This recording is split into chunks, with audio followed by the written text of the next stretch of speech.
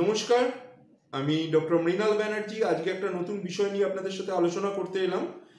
রোগটির নাম অ্যালোপেশিয়া এরিয়াটা, বা চলতি বাংলায় যেটাকে টাক পোকা বলে অনেকে অভিহিত করে, সেই রোগ সম্বন্ধে আজকের ভিডিওতে আমি আলোচনা করব। ভিডিওটি শেষ অবধি দেখুন, আশা করি যথেষ্ট ইনফরমেটিভ হবে এবং মনের ভুল ধারণাগুলো ভেঙে যাবে।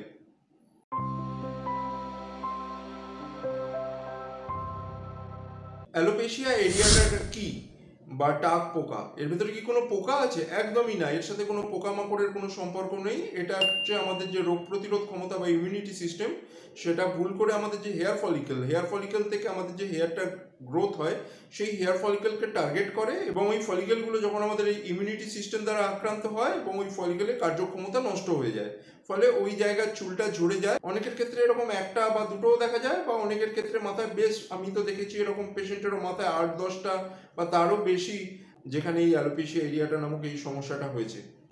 লক্ষণের বিষয়ে আসি। এবার আপনারা এই ছবির দিকে একটু খেয়াল করুন। যেমন দেখতে পাচ্ছেন, এই ছোট ছোট গোলাকার যে এরিয়া, এখানে যে চুলটা নেই, হ্যাঁ, এরকম মাথাতে, বা এটা দেখুন দাড়িতে, বা কিছু কিছু ক্ষেত্রে বডিতে। এই ছবিটাতে আপনি দেখতে পাবেন যে বডি হেয়ারের ক্ষেত্রেও এরকম গোলাকার এরিয়া দেখা যাচ্ছে। মাথার ক্ষেত্রে আপনারা এই ছবিটা দেখুন, মাথার পেছন দিকটাতে অনেকটা এরিয়া জুড়ে কিন্তু অ্যালোপেশিয়া এরিয়াটা হয়েছে। যাই হোক না কেন, এর পেছনে কারণ একটাই, যেটা আমি বললাম, অটোইমিউন ডিজিজ, বা আমাদের যে রোগ প্রতিরোধ ক্ষমতা ভুল করে এই যে গোল গোল ফলিকেলটা দেখতে পাচ্ছেন, এই ফলিকেলগুলোতে আক্রমণ করে, এবং তার থেকে কি হয়, হেয়ার গ্রোথ বন্ধ হয়ে যায়। তো আমাদেরকে কি করতে হবে, এই যে অটোইমিউন ডিজিজটাকে কারেক্ট করতে হবে। কিছু কিছু পেশেন্ট কিন্তু এর সাথে একটু হালকা জ্বালা জ্বালা ভাব, বা একটুখানি একটা চুলকানি ভাব কমপ্লেন করে, তবে সেটা খুব একটা প্রমিনেন্ট নয়। বেশিরভাগই অ্যাসিমটোমেটিক থাকে, মানে কোনো সিমটম দেখা যায় না, শুধুমাত্র ওই এরিয়াটা খালি হয়ে গেছে, এই নিয়েই পেশেন্টরা আমাদের কাছে আসে, এবং আতঙ্কগ্রস্ত হয়ে পড়ে যে এইখানটা কি আমার আর কোনোদিনও ঠিক হবে না। নিশ্চিন্ত থাকতে পারেন, অ্যালোপেশিয়া এরিয়াটা বা টাক পোকা নিয়ে আপনারা যে সমস্যা নিয়ে আমাদের কাছে আসেন, সেটা 100% ঠিক হয়ে যায়। কারোর ক্ষেত্রে 15-20 দিন থেকেই রেজাল্ট বোঝা যায়, কারো ক্ষেত্রে একটু বেশি সময় লাগে, তবে 3-4 মাসের মধ্যে কিন্তু জায়গাটা একদম স্বাভাবিক হয়ে যায়।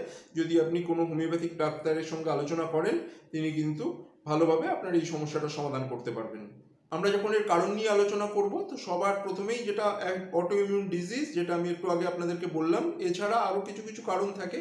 থাইরয়েড হরমোনের চেঞ্জেসের জন্য অনেক ক্ষেত্রে দেখেছি যে এইসব সমস্যাগুলো একটুখানি অ্যাগ্রাভেট হয়। এছাড়াও অন্যান্য কারণের মধ্যে আমরা দেখেছি, যারা প্র্যাকটিক্যালি এই অটোইমিউন ডিজিজে সাফার করছে, এর সাথে অন্যান্য কোনো সমস্যা, যেমন রিউমাটয়েড আর্থারাইটিস, ভিটিলিগো, বা এছাড়া টাইপ 1 ডায়াবেটিস, এইসব রোগ কিন্তু যাদের মধ্যে আছে, তাদের ক্ষেত্রেও কিন্তু হঠাৎ হঠাৎ এই জাতীয় অ্যালোপেশিয়া এরিয়াটার মতো সিমটম দেখা দেয়। এবার আসি চিকিৎসার ব্যাপার নিয়ে। হোমিওপ্যাথি চিকিৎসায় কিন্তু অ্যালোপেশিয়া এরিয়াটা একদম ঠিক হয়ে যায়, নিশ্চিন্ত থাকতে পারেন। হোমিওপ্যাথিতে বেশ কিছু ভালো ভালো ওষুধ আছে, যার প্রভাবে 3 থেকে 6 মাসের মধ্যে কিন্তু আমরা দেখেছি যে এটা একদম নর্মাল হয়ে যায়, চিন্তা করার কোনো বিষয় নয়। কিছু ওষুধের নাম আমি বলছি, যেমন ফসফরাস, আমি দেখেছি যে এক্ষেত্রে খুব ভালো কার্যকরী একটি ওষুধ। এটি 30 বা 200 পোটেন্সিতে নিতে হয়, নির্দিষ্ট কিছু লক্ষণ দেখতে হয়। পেশেন্টের কিছু ফিজিক্যাল লক্ষণ বা কিছু মেন্টাল লক্ষণ কিন্তু খুব ইম্পর্টেন্ট হোমিওপ্যাথিক মেডিসিন সিলেকশনের জন্য। এছাড়া ফ্লোরিক অ্যাসিড বলে একটি ওষুধ আছে, টেলুরিয়াম বলে একটি ওষুধ আছে, যেটা অব্যর্থ কাজ করে যদি প্রপার সিমটম পাওয়া যায়। হ্যাঁ, সাইলেশিয়া বলে একটা ওষুধ আছে, খুব ভালোভাবে আমরা ইউজ করে থাকি, এবং বেশ কিছু পেশেন্টের ক্ষেত্রে খুব ভালো রেজাল্ট পেয়েছি। গ্রাফাইটিস, লাইকোপোডিয়ামও আমি ইউজ করেছি বেশ কিছু পেশেন্টের ক্ষেত্রে, কিন্তু খুব তাড়াতাড়ি রেসপন্স আসে, এবং ইন জেনারেল হেয়ার হেলথও ভালো হয়ে যায়।